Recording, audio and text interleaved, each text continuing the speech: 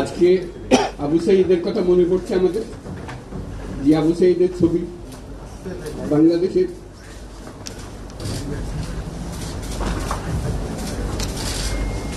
প্রতিটি মানুষের মনে গেছে আছে, এটা কেউ বলতে পারবে না।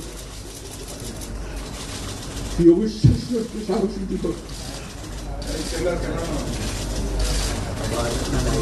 বন্দুকের সামনে দাঁড়িয়ে আছে, এবং তারপরে থেকে কোনো যুবক কোনো যুবতী আর হার মানে বলছি সামনে গিয়ে গেছে এবং বলছি যত গুলি মারো মারতে পারবো আমরা আছি।